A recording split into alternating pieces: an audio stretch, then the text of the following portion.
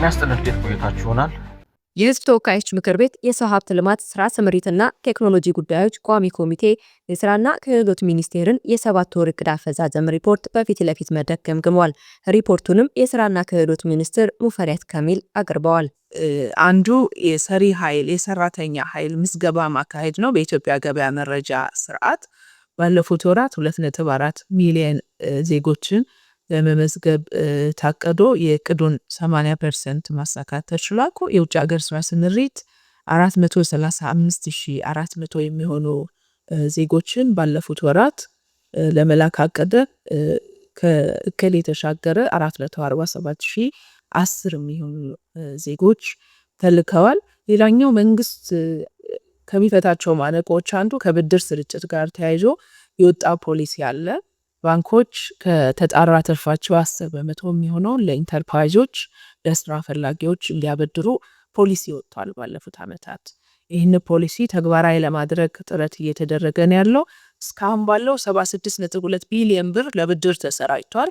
ከህግ ማዕቀፍ፣ ከቴክኖሎጂ አጠቃቀም፣ ከቅንጅታዊ አሰራር ስርዓት አንጻር ከቋሚ ኮሚቴው ለተነሱ ጥያቄዎች የተቋሙ የስራ ኃላፊዎች ምላሽ ሰጥተውባቸዋል።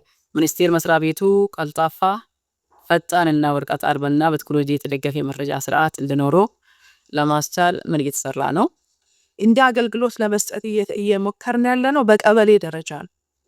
እነዚህ የስራ ማዕከላት የሚባሉት ወደ 1000 ገደማ ቴክኖሎጂ ለማስታጠቅ እየተሰራ ያለው የአንድ ማዕከል አገልግሎት ነው። ሁለተኛ ዙር አለ ማለት ነው ለቀሪዎቹ። ከተደራሽነት አኳያ ተወስዶ ከታየ ለምሳሌ ምዝገባ ወደ እነዚህ ማዕከላት መሄድ ሳያስፈልግ የዲጂታል ክህሎት ያለው ዜጋ በሞባይሉ ምዝገባ መጨረስ ይችላል፣ የትም መሄድ ሳያስፈልገው። የውጭ ስራ ስምሪት ላይ የሚሰሩ ኤጀንሲዎች አዲሱን የውጭ ስራ ስምሪት አዋጅ ላይ ተመርኩዘው እንዲሰሩ የቋሚ ኮሚቴው ሰብሳቢ ዶክተር ነገሪ ሌንጮ አሳስበዋል። ኤጀንሲዎቹ እንዲሁም ደግሞ ፌዴሬሽኖች፣ አንድ ፌዴሬሽን ነው ያለው፣ ህግን ተከትሎ በዘመናዊ በሆነ አደረጃጀት ኃላፊነት ተጠያቂነት ያለበት ከዛም ባሻገር ደግሞ የሀገር ፍቅር ዜጎችን የማክበር የዜጎችን ጥቅም የሀገርን ጥቅም ለማስከበር ታሳቢ ተደርጎ መደራጀት አለበት። አመራሩም ዘመናዊ መሆን አለበት፣ ግልጽ መሆን አለበት። ቴክኖሎጂ መዘጋጀቱ በጣም ጥሩ ነው፣ ባህሉ መቀየር አለበት።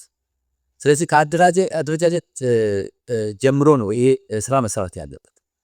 እንደዛ ከሆነ እስካሁን ስንቸገርበት የነበረ የስነ ምግባር ጉድለት፣ አላስፈላጊ ጥቅም የማግኘት ዜጎቻችን ለጉዳት የሚዳርጉ አሰራሮች ወይ ደግሞ የውጭ የስራ ስምሪት መፍትሄ እንደሚያገኝ ተስፋ እናደርጋለን። የስራና ክህሎት ሚኒስቴር በ7 ወራት ውስጥ በአጠቃላይ በሀገር ውስጥና በውጭ ሀገር ከ3 ሚሊዮን በላይ ለሚሆኑ ዜጎች የስራ ዕድል መፍጠሩን በሪፖርቱ አመላክተዋል።